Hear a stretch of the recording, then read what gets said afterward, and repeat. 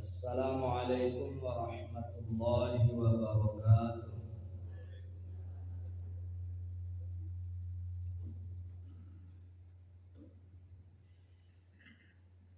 Innal hamdalillah nahmaduhu wa nasta'inuhu wa nastaghfiruh wa na'udzu billahi min shururi anfusina wa min sayyiati a'malina.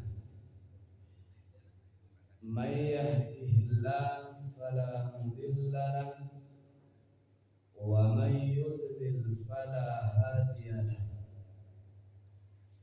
أشهد أن لا إله إلا الله وحده لا شريك له وأشهد أن محمدا عبده ورسوله لا نبي ورسول بعده. اللهم صل على محمد وعلى آل محمد صلى الله عليه وآله وسلم. أوصيكم ونفسي بتقوى الله فقد فاز المتقون. أطيعوا واسمعوا بقوله تعالى: يا أيها الذين آمنوا اتقوا الله حق تقاته ولا تموتن إلا وأنتم مسلمون.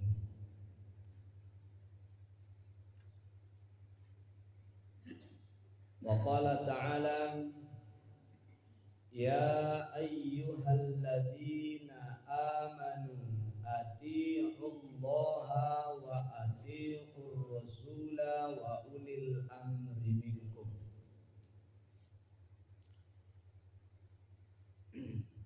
فإن تنازعتم في شيء فردوه إلى الله والرسول إن كنتم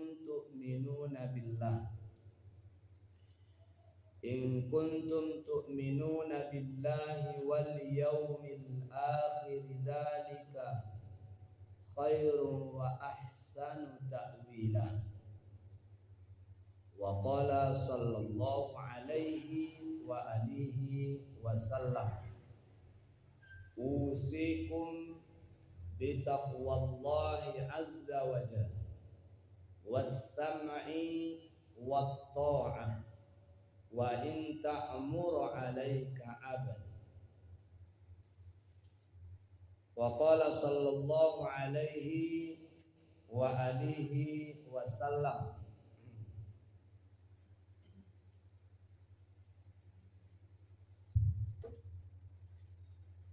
ما من عبد يسترعيه الله راعيته يموت يوم يموت وهو غاش في رعيته إلا حرم الله عليه الجنة. Rawahu Muslim. Tidaklah ada seorang hamba yang diberikan amanah oleh Allah Subhanahu wa ta'ala memimpin satu golongan ataupun umat, dan kemudian ia mati ataupun meninggalkan dunia ini dalam keadaan berkhianat terhadap amanah yang dititipkan oleh Allah dan umat itu, illa kecuali harramallahu alaihil jannah, Allah haramkan baginya surga. Hadis riwayat Muslim.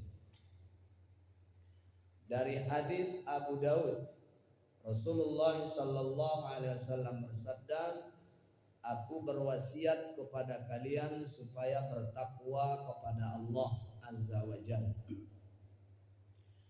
dan hendaklah kamu semuanya mendengar, kata Nabi, wat ta'ah, dan patuh, wa in ta'muru alaikum abad, sekalipun kalian dipimpin oleh seorang budak.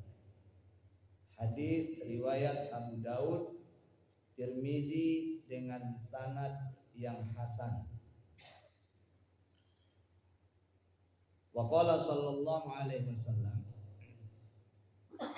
yakunu ba'di a'immatun la yahtaduna bihudaya.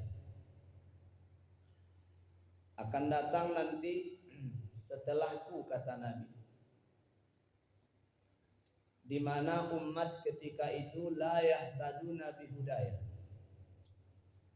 tidak lagi berpetunjuk kepada petunjukku, wala yastannuna bisunnati, mereka tidak lagi bersunnah dengan sunnahku, wasayaqumu fihi, dan akan datang yang akan memimpin mereka, rijalun qulubuhum qulubus syayatin, seorang pemimpin yang hatinya seperti setan, fi jusmani insin, dalam bentuk balutan tubuh manusia. Qala, berkata sahabat, kaifa asna'u ya Rasulullah in adraktu dzalik, apa tindakanku ya Rasul ketika aku menjumpai kondisi itu? Qala, berkata Rasul, tasma, mendengarlah, wa tuti', dan patuhlah, lil amir, terhadap pemimpinmu itu, wa in duriba zahrak, sekalipun dipukulnya punggungmu, wa ukhidha malak, dan dirampasnya hartamu, fasma wa ati', tetaplah mendengar dan tetaplah patuh. Nah, inilah jawaban terhadap pertanyaan salah seorang jemaah pada malam Rabu yang lalu.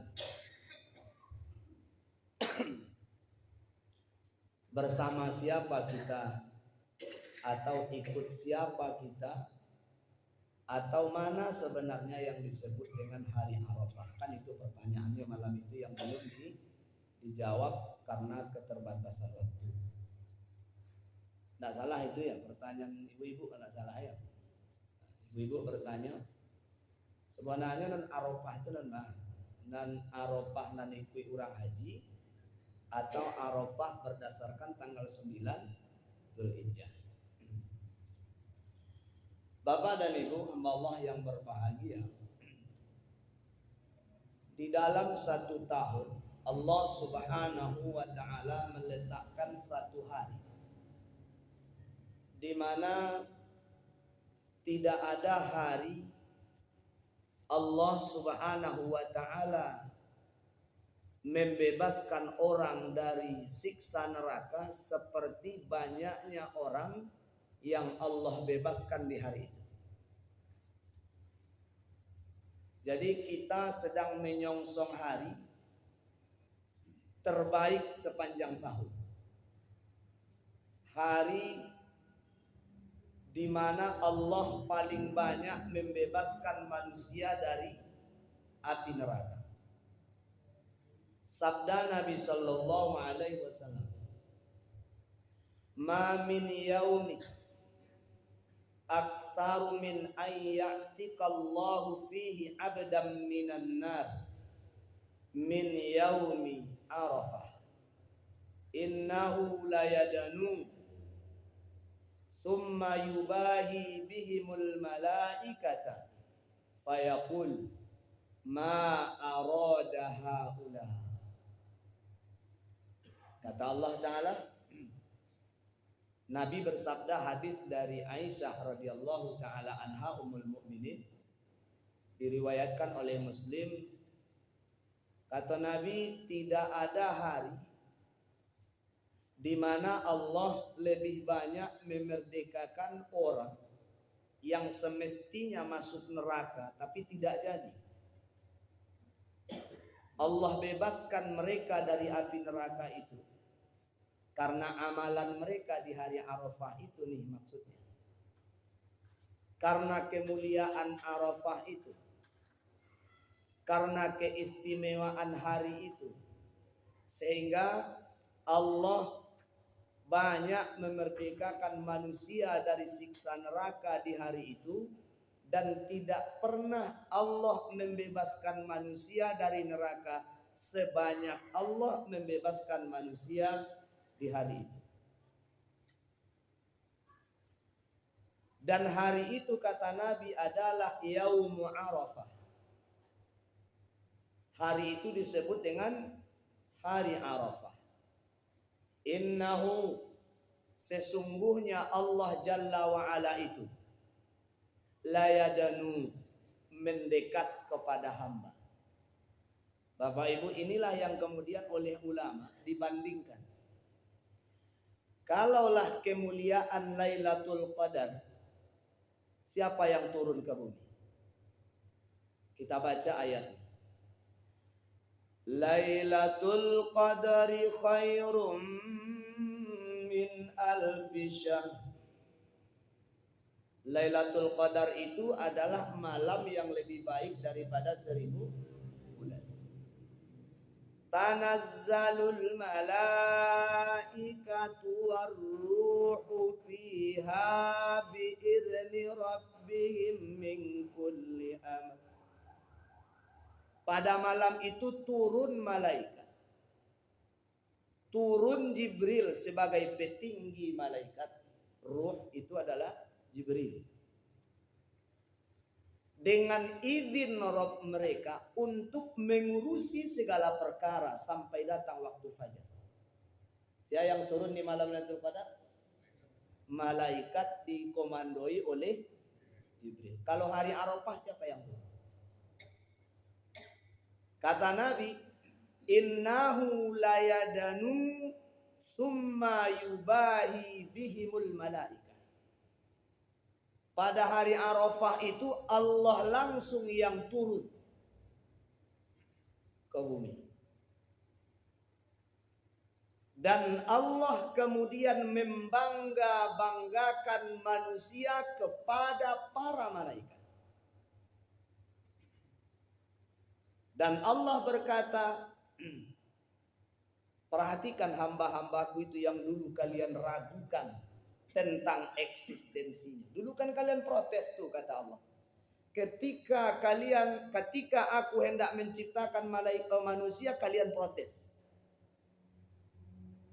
Dan dalil mereka ada Bapak Ibu. Nah, itu makanya Kurojoko sadwalannya pakai dalil Pak. Ketika Allah mau menciptakan manusia, malaikat protes, ada dalil. Apa dalil malaikat? Kata Allah Ta'ala, inni ja'ilum fil ardi khalifah. Aku akan ciptakan di muka bumi itu manusia sebagai khalifah. Berkata malaikat, ataja'alu fiha, apakah engkau akan ciptakan manusia? Itu kan pertanyaan. Di bumi ya Allah sebagai khalifah. Apa dalil mereka? Mayyuksidu fiha wa yasfikud dima.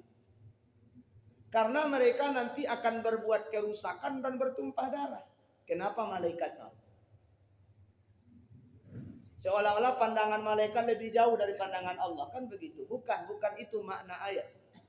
Atau malaikat sedang meramal. Kan manusia belum diciptakan. Allah baru berkata, aku akan ciptakan manusia sebagai khalifah di bumi. Protes malaikat, kenapa ya Allah kau ciptakan manusia sebagai khalifah di bumi? Sebab kalau kau ciptakan manusia sebagai khalifah di bumi, mereka akan berbuat kerusakan dan bertumpah darah. Manusianya ulun adole. Manusianya belum Allah ciptakan. Kenapa malaikat tahu kalau manusia akan berbuat kerusakan dan bertumpah darah? Kan hebat tuh manusianya belum ada tapi malaikat sudah takut. Dan ini bukan tanpa alasan.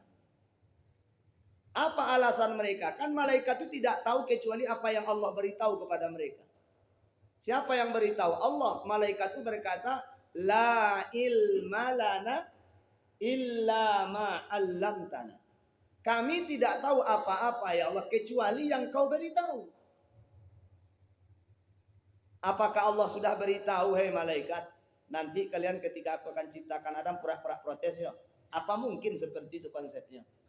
Supaya manusia percaya kepadaku nanti, kata Allah begitu.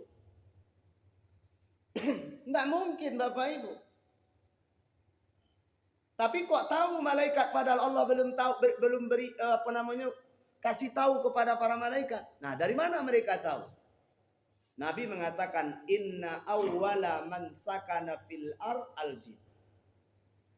Sesungguhnya makhluk pertama yang tinggal di bumi sebelum manusia bangsa jin.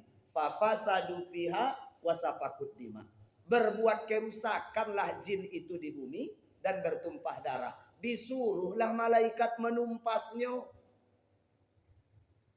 Ditangkapi seluruh jin-jin yang membangkang itu, dibinasakan.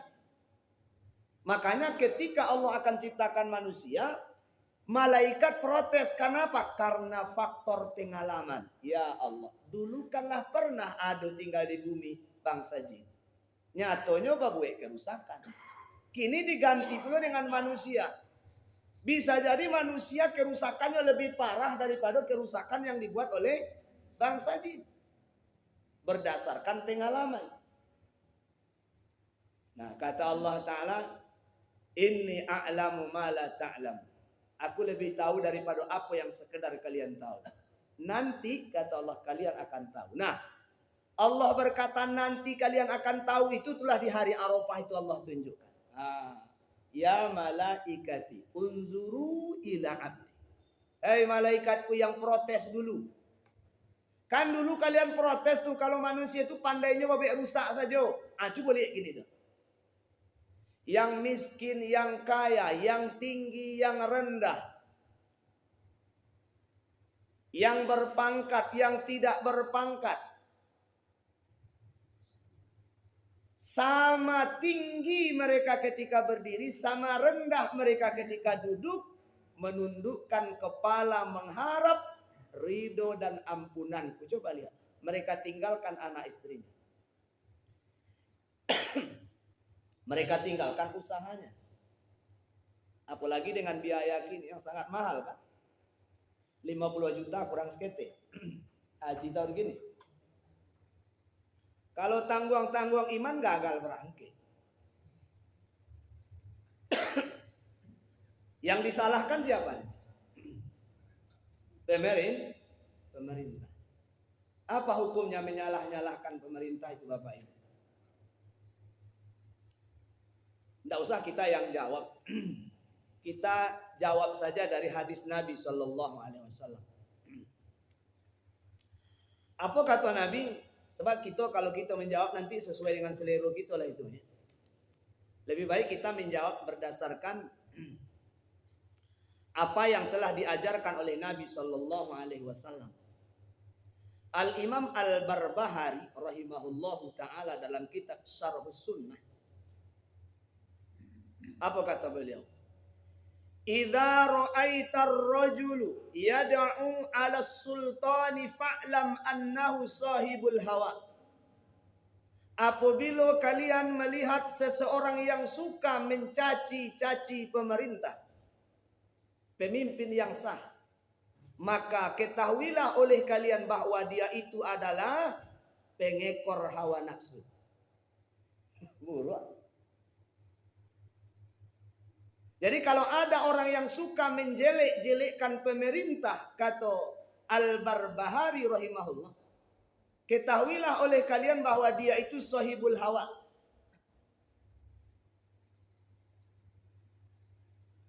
Wa idza sami'tahu yad'u lis-sultani bis-salah fa'lam annahu sahibus sunnah.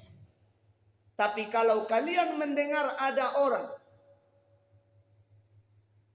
yang ketika dia mengajak untuk patuh kepada pemerintah, ataupun ketika pemerintah itu salah, dia nasihati dengan kalimat-kalimat bis-salah yang baik, bijak. Apa kata Al-Barbahari? Fa'lam annahu sahibus sunnah. Itulah orang yang sudah mengikut kepada sunnah Rasul sallallahu alaihi wasallam. Jadi ketika orang meninggalkan seluruh kesenangannya untuk beribadah haji, dia tinggalkan istri karena keterbatasan biaya, cuman bisa berangkat sendiri. Dia tinggalkan anak karena keterbatasan biaya, cuman berangkat suami istri. Usaha sedang maju-majunya, pangkat sedang naik-naiknya.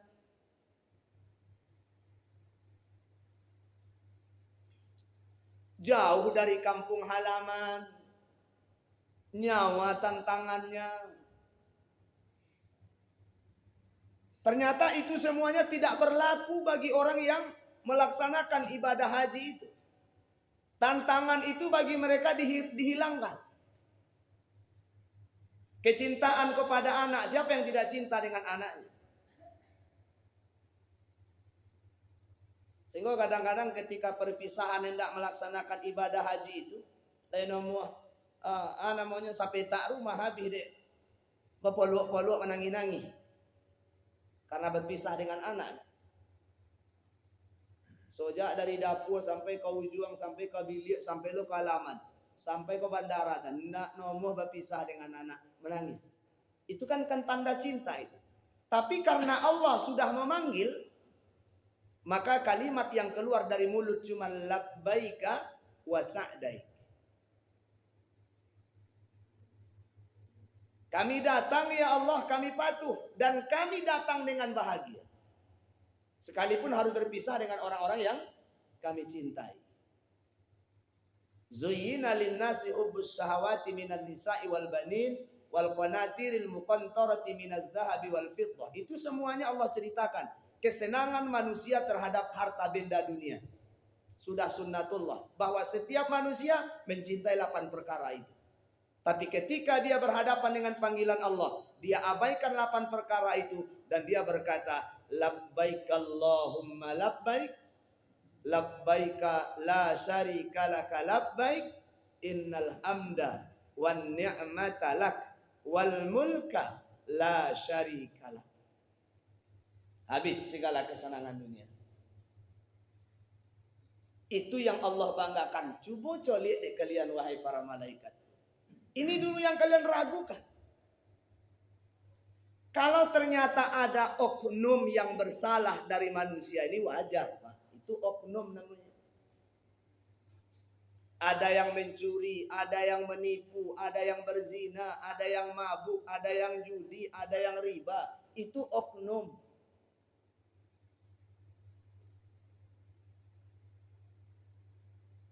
Tapi Allah membanggakan orang-orang yang benar-benar tunduk kepadanya di hari itu.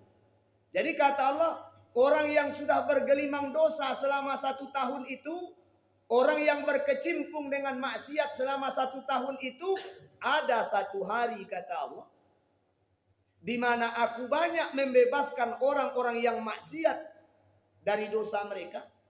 Karena banyaknya maksiat sudah semestinya mereka itu dimasukkan ke dalam api neraka. Tapi karena mereka tunduk kepadaku di hari itu, apa yang mereka lakukan? Kata ulama, al-istighfar wadzikir, wat-takbir, wat-tahmid, wat-tasbih.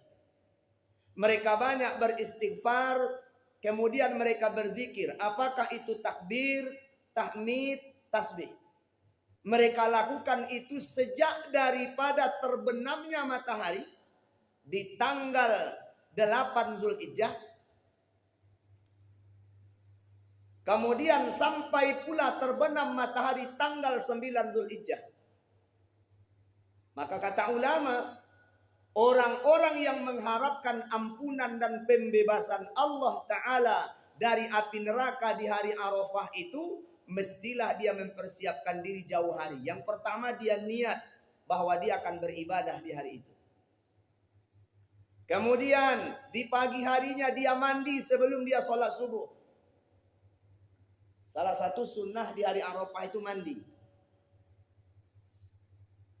Mandi yaumu Arafah, guslu yaumu Arafah. Ketika Ali ibn Abu Thalib ditanya, wahai Ali, sepengetahuanmu apa saja mandi yang disunnahkan? Kata Ali, mandilah setiap hari Arafah. Berarti Rasulullah yang ajarkan.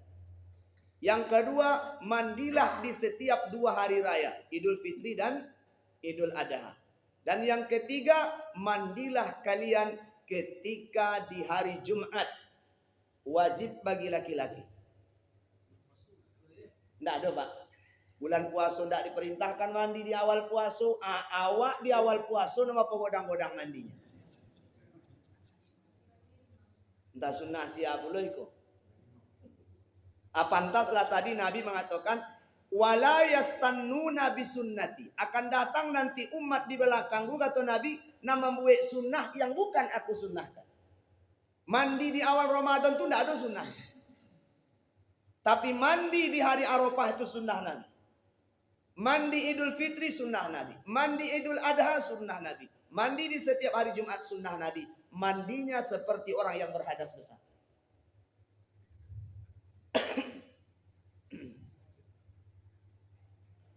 Bapak Ibu hamba Allah yang berbahagia.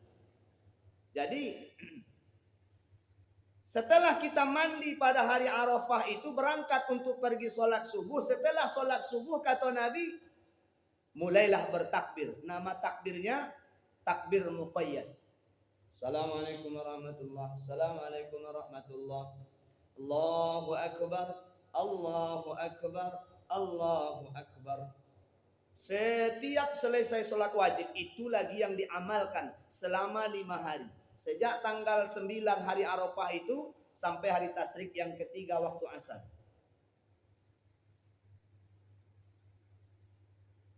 Jadi bagi mereka yang menginginkan ampunan dan pembebasan Allah di hari itu, yang mesti mereka lakukan niat. Ketika Allah panjangkan umur, dia akan hidupkan hari itu dengan beribadah. Apa ibadahnya? Sejak dari mandi, kemudian beristighfar, kemudian berzikir, zikirnya boleh takbir, boleh tasbih, boleh tahmid. Kata Nabi, maukah kalian aku ajarkan satu kalimat yang setiap Nabi ketika mereka berada di hari itu, mereka membacanya sama seperti aku membacanya pada hari itu, kata Nabi. Khairud du'a, sebaik-baik doa. Doa yaumi Arafah adalah orang yang berdoa pada hari Arafah sepanjang tahun. Wa khairu ma qultu ana wan nabiyuna min qabli. Dan sebaik-baik kalimat yang dibaca sebagai zikir pada hari itu, baik olehku dan nabi-nabi sebelumku, siapa saja nabi yang hidup pada hari itu. Apa zikir mereka? La ilaha illallah wahdahu la syarikalah, lahul mulku wa lahul hamdu wa huwa ala kulli syai'in qadir. Tidak pakai yuhyi wa yumitu.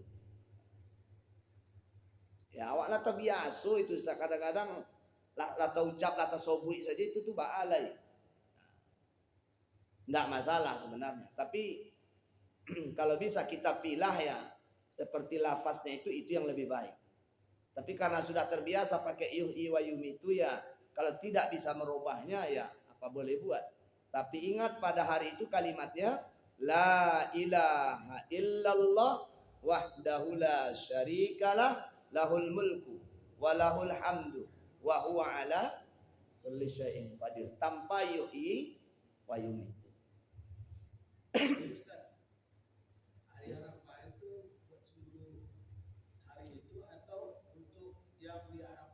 Alun sampai kian nih Pak. Soba sekete. Iya, soba. Nah, ini kan tadi keistimewaannya sehingga Arafah itu kan menjadi polemik jadinya. Kan begitu istimewanya hari Arafah itu. Jadi Allah Subhanahu wa taala telah mensyariatkan bahwa hari Arafah itu memang hari istimewa bagi setiap orang. Menanggapi pertanyaan tadi, kan Rasulullah tadi bersabda dari hadisnya Aisyah bahwa tidak ada hari di mana Allah lebih banyak membebaskan orang dari neraka seperti Allah membebaskan orang pada hari Arafah. Maka muncul pertanyaan, hari Arafah itu khusus bagi yang haji? Karena kita tadi bercerita ketika hari Arafah itu kan Allah turun ke bumi dan Allah berkata, lihat tuh, kan Allah menunjuk orang yang haji kepada para malaikat. Bagaimana dengan nasib orang yang tidak haji? Pertanyaan ini Pak, sudah beberapa abad-abad yang lampau itu muncul. Pertanyaan itu. Setiap orang menjelaskan tentang ini, pertanyaan ini pasti muncul. Maka Ibnu Hajar Al-Hambali menjelaskan tentang makna hadis itu. Apa tafsiran ulama tentang hadis itu? Kata beliau, wa yauma Arafah huwa yaumul itqi minan nari fayatikallahu minan nari wa man waqafa bi Arafah. Hari Arafah itu adalah hari di mana Allah paling banyak membebaskan manusia dari neraka dan Allah bebaskan orang-orang yang sedang berwukuf di Arafah itu dari neraka. Wa man lam ya'fi biha min ahlil amsari minal muslimin. Serta orang-orang yang menghidupkan hari itu di bumi manapun mereka berada selama mereka itu orang Islam. Nah, itu jawabannya. Jadi itqum minan narnya itu bukan hanya untuk jamaah haji.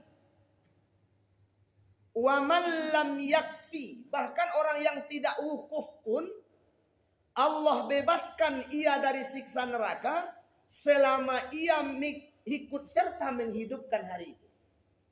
Dengan cara mandi tadi, kemudian ikut puasa, banyak berzikir. Bahkan dalam satu riwayat disebutkan kana aktsaru du'a Rasulullah sallallahu alaihi wasallam yaumi Arafah. Rasulullah paling panjang doanya adalah doa beliau di hari Arafah. Itu paling panjang doa Nabi. Kebiasaan Nabi hari Arafah itu memang beliau itu panjang berdoa. Ada zikir dan kemudian beliau berdoa. Dan doanya paling banyak di hari itu, di hari Arafah. Nah, sekarang barulah ke fokus pertanyaan ibu yang pekan petang. Hari Arafah yang makin itu. Hari Arafah berdasarkan orang wukuf di Arafah atau hari Arafah berdasarkan tanggal 9. Ini perlu didudukkan. Satu, hari Arafah ini sudah dikenal sebelum zaman Nabi Sallallahu Alaihi Wasallam dan setiap orang beramal pada hari itu. Pertanyaannya, apakah sebelum Nabi Sallallahu Alaihi Wasallam diutus sudah disyariatkan haji seperti sekarang ini? Belum. Yang haji lah ada Pak. Yang haji itulah ada. Nah, jadi kapan sebenarnya hari Arafah itu disyariatkan berhaji dan berwukuf di hari itu? Di tahun ke-6 Hijriah. Haji disyariatkan di tahun ke-6 Hijriah. Puasa Arafah disyariatkan di tahun kedua. Mana lebih dulu puasa Arafah daripada syariat haji? Dulu berarti puasa Arafah. Jadi tahun kedua wajib Ramadan sekaligus ada Arafah. Di tahun kedua. Di tahun ke-6 baru turun syariat haji. Nabi haji pada tahun ke-10. Sebelum Nabi haji, wukuf masih di Mas'aril Haram. Belum di Arafah. Ketika Nabi melaksanakan haji di tahun ke-10, wahyu terakhir akan turun. posisi Nabi harus nampak dari segala arah. Karena wahyu penyempurna Islam akan turun. Ketika Islam itu sempurna, seluruh mata harus menuju kepadanya. Seluruh pandangan harus terfokus kepadanya. Maka dibimbing Jibril lah Nabi naik ke puncak Arafah. Muhammad, di sini kau berdiri. Sehingga dari segala arah ketika Nabi berpidato melihat orang kainyo. Dan ketika itu turunlah ayat al-yauma akmaltu lakum dinakum wa atmamtu alaikum ni'mati wa raditu lakumul islama dina. Turunlah ayat penyempurna. Sempurnalah Islam sejak saat itu. Taulah orang sadunia bahwa Islam sudah sempurna. Jadi wukuf di Arafah itu tahun ke-10 dimulainya. Sedangkan puasa Arafah ini sudah ada sejak sebelum Nabi SAW lahir. Ulun lahir Nabi Muhammad puasa Arafah lah ada. Kapan orang berpuasa Arafah?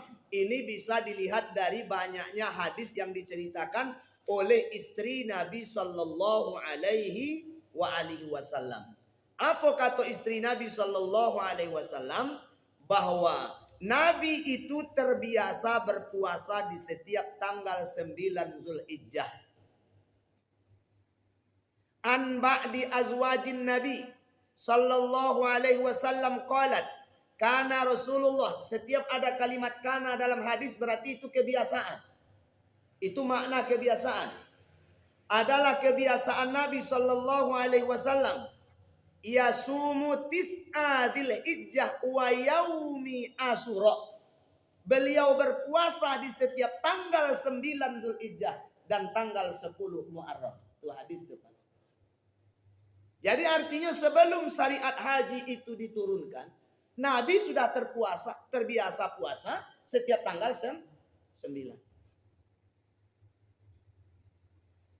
Nah, kata ulama bahwa puasa tanggal 9 Zulhijjah itu adalah puasa yang disyariatkan kepada umat Islam jauh sebelum syariat haji diturunkan.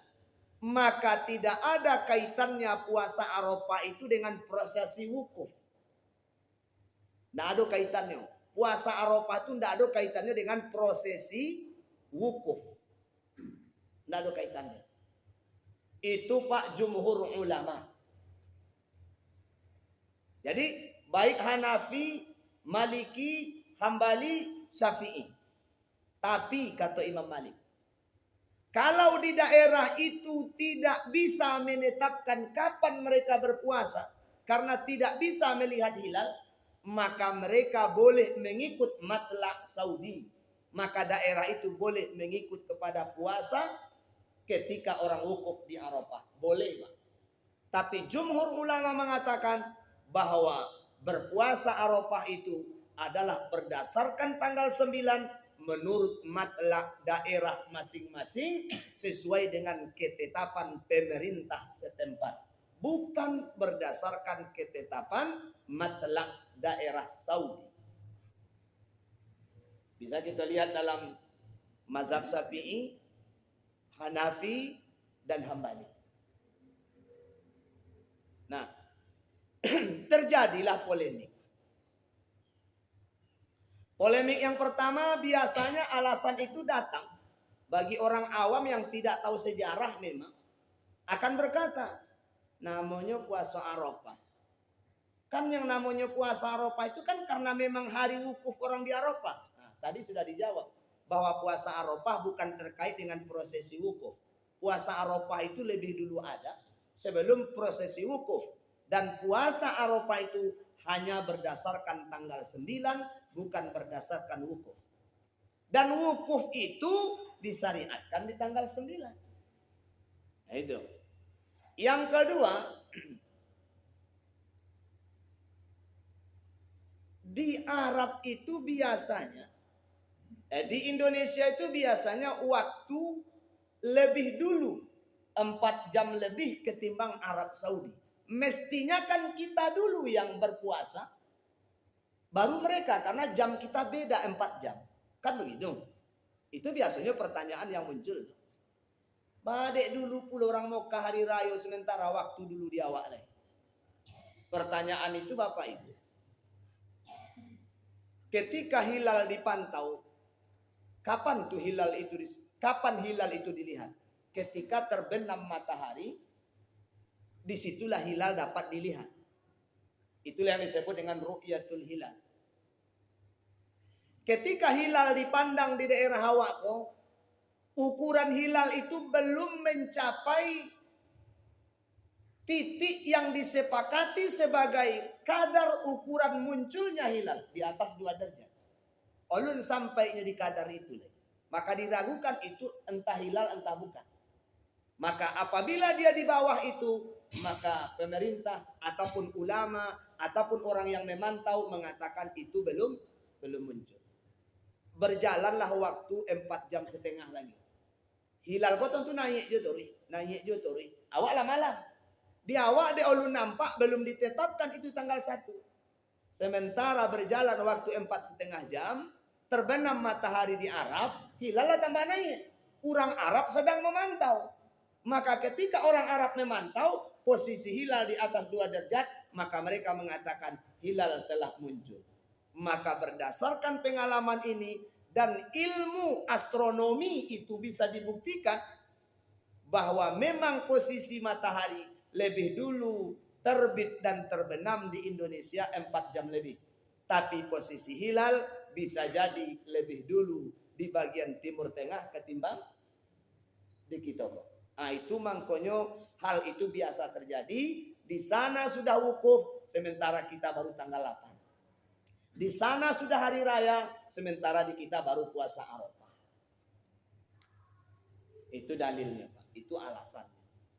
Jadi kalau itu yang dipertanyakan orang, maka runutlah kembali kepada ilmu astronomi. Kenapa ilmu astronomi yang jadi patokan? Itu kan ilmu orang barat. Siapa bilang ilmu astronomi ilmu orang barat? Ilmu Al-Quran tuh. Apa kata Al-Quran? Faman syahida minkumus syahra falyasum. Siapa di antara kalian yang sudah lihat bulan maka berpuasalah. Jadi melihat bulan itu patokan berpuasa. Maka apabila kita hendak puasa Ramadan, lihat bulan dulu lah, nampak ulun. Ulun dilakukan hisab. Di awak atau balik? Dihisab dulu, ditetapkan dulu, diiklankan dulu, diumumkan dulu baru meru'yat. Kacau orang banyak. Ulama mengatakan tidak ada sebuah organisasi manapun yang hidup di dalam sebuah daulah kepemimpinan seorang ulil amri boleh mengumumkan kapan dia berpuasa sekalipun pendapatnya benar. Sebelum pendapat itu dia laporkan kepada ulil amri dan ulil amrilah nanti yang mengumumkan. Ketika ulil amri sudah menetapkan sidang, ini hari berhari raya. Namun ada organisasi yang akan berhari raya besok. Siapa yang ikut dengan organisasi silahkan. Namun pemerintah menentukan bahwa puasa jatuh pada hari ini. Itu semestinya yang dilakukan oleh organisasi. Jangan negara dalam negara.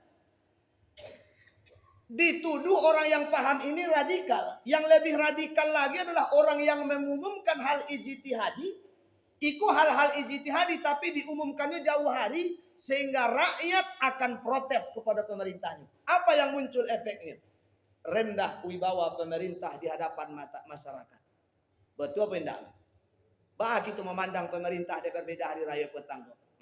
Pemerintah tak betul atau tidak. Nanado di utaknya pitih saja. Menambah-nambah dosa saja Bapak Ibu. Tadi saya sudah bacakan ayatnya. Saya tidak berpendapat dengan pendapat saya sendiri. Tapi Rasulullah yang katakan. Usikum bittaqwallah. Aku wasiatkan kepada kalian takwalah kepada Allah.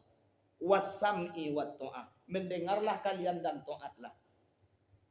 Sekalipun kata beliau. Wa in ta'murah. Sekalipun kalian dipimpin oleh alaika abad seorang budak sahaya. Kenapa Nabi kasih gambaran seorang budak Bapak Ibu? Budak ini jangankan jadi pemimpin, imam sholat saja tak boleh, Pak. Orang merdeka tak sah berimam kepada seorang budak. Tidak sah orang merdeka berimam kepada budak. Itu rendahnya kedudukan budak. Tapi seandainya nanti kata Nabi, indah ada orang merdeka kau yang mampu memimpin lain. Saking bongak-bongaknya. Hanya seorang hamba yang mampu jadi pemimpin. Sekalipun dia budak kalian, patuhlah kalian kepadanya kata Nabi. Kalau sudah kalian sepakati dia pemimpin kalian. Wah, hebat lah. Ada pula orang nambah tanya, ya Rasul, bagaimana kalau pemimpin itu ternyata zolim? Pemimpinnya zolim, Pak. Itu kata orang kepada Nabi. Pemimpinnya itu durako. Pemimpinnya itu pemimpin yang suka mengkorupsi uang rakyat. Membuat undang sekondak hatinya saja. Dinasihati tak nomor. Kata Nabi. Sekalipun pemimpin kalian itu pemimpin yang zolim. Hatinya berhati setan, tubuhnya saja lagi yang manusia. Kata Nabi kah? Kau tak kata bodoh kah? Kata Nabi. Apa kata Rasulullah SAW? Tasma'u wa tuti'u. Tetaplah kalian mendengar dan tetaplah kalian patuh. Wa induri bazohro. Sekalipun punggung kalian dipukulinya. Wa ukhidha malak. Harta kalian dirampasnya. Lai tiba pemimpin kita mengguguh punggung kita cik-cik kemari. Terjadi enggak itu? Ibu-ibu terjadi enggak? Enggak. Ada enggak pemimpin itu yang datang merampok harta kita? Datangnya ke kampung-kampung habis seluruh harta kita serupa zaman Belanda dulu. Enggak ada. Kata Nabi, kalaupun separah itu pemimpin, kalaulah dibuatnya aturan untuk kalian kata Allah, patuhilah dan taatilah. Selama itu ada batasannya. Selama bila tu la ta'ata bi maksiatillah. Selama kalian tidak disuruhnya bermaksiat kepada Allah. Jangan kalian sholat Jumat keceknya, itu wajib dilawan. Bajudi sajalah kalian keceknya, itu wajib dilawan. Sebab apa? Sebab dia menyuruh kita untuk bermaksiat kepada Allah. Tapi selama tidak ada perintah maksiat kepada Allah. Sekarang Pak, apa buktinya pemerintah menyuruh kita bermaksiat kepada Allah? Allah nak boleh. Solat hari raya kita ditetapkannya.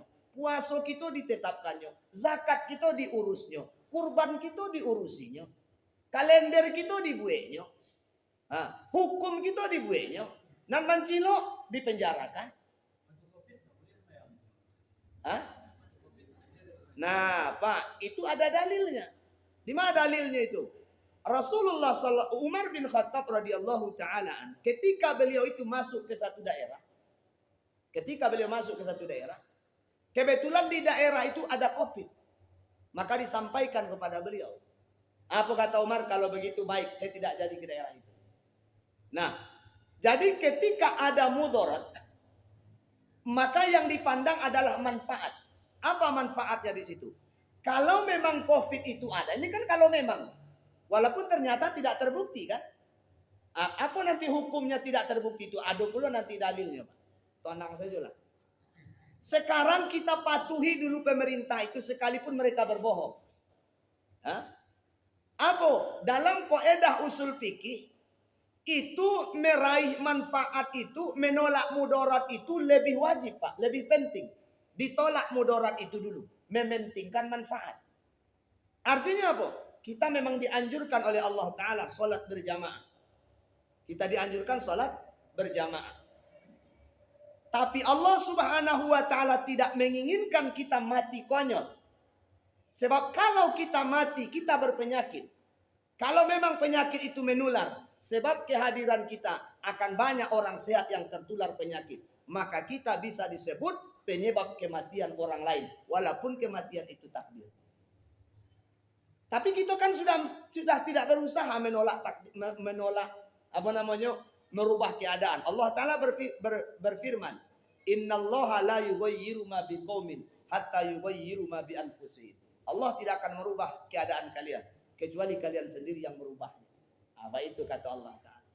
Nah, ternyata pemerintah salah. Ternyata kan pemerintah salah. Covid itu tidak benar. Kan begitu? Maka bagaimana hukumnya? Karena kita selama ini telah mematuhi mereka. Apa kata Rasul sallallahu alaihi wasallam? Yusalluna lakum fa in asabu falakum wa in akhtau alaikum wa alaihim. Rawahul Bukhari. Tetaplah kalian bersama mereka. Kalian sudah diatur oleh mereka, tunduklah. Kalau mereka sholat, sholatlah bersama mereka. Kalau mereka puasa, berpuasalah bersama mereka. Kalau mereka benar, mereka berpahala, kalian dua pahala. Apa pahalanya? Yang pertama pahala puasanya, yang kedua pahala mematuhinya. Jikalau mereka salah, kata Nabi, maka mereka menanggung dosanya. Sementara kalian tetap berpahala karena Allah yang suruh kalian patuh kepada mereka. Luar biasa. Jadi sebenarnya ini bukan dalam rangka menyalah-nyalahkan orang, tidak. Cuma saja kita hanya meletakkan dalam beribadah itu kan yang paling penting yang kita cari mana yang paling rancak kan itu. Ini bukan dalam rangka menyalahkan si A, Hariko, si B, hari itu. Kita tidak menyalahkan itu. Hanya saja mana yang lebih afdol untuk diikut menurut Al-Quran dan Sunnah, itu yang hendak kita raih dalam beramal, itu saja. Apakah salah mereka yang tidak ikut dengan pemerintah kemudian menetapkan sholat sendiri? Ulama Imam Malik mengatakan hukumnya boleh. Berarti kalau boleh kan tidak salah. Tapi menurut mayoritas ulama paling afdol adalah mengikut kepada pemerintah. Sebab dalilnya lebih kuat Al-Quran dan Sunnah serta seluruh pendapat ulama. Nah, jadi ibu-ibu, kalau menurut ijma ulama, yang disebut hari Arafah itu adalah berdasarkan tanggal 9 daerah masing-masing. Walaupun boleh ikut satu matlak. Berdasarkan mazhab Imam Malik, matlak itu satu saja. Kalau sudah nampak di satu daerah, maka daerah lain boleh mengikut kepadanya. Jadi kalau ditimbang ompek mazhab Kocako, 3 mazhab mengatakan matlak masing-masing, 1 mazhab mengatakan boleh satu matlak. Maka berbesar hatilah dalam berbeda pendapat. Berbesar hati dalam berbeda pendapat. Cuma kalau mau memilih mana yang lebih afdol, maka carilah amalan yang lebih afdol itu. Kalau masih ada yang lebih afdol, maka ikutlah yang lebih afdol. Itu saja. Baik, ibu-ibu, boleh menjawab pertanyaan ibu-ibu saja. Cie pertanyaannya yo sampai habis waktu. Mudah-mudahan bermanfaat. Fakta biru ya ulil absar la'allakum turhamun. Subhanakallahumma wa bihamdik asyhadu an la ilaha illa anta astaghfiruka wa atubu ilaik. Billahi taufiq wal hidayah. Assalamualaikum warahmatullahi wabarakatuh.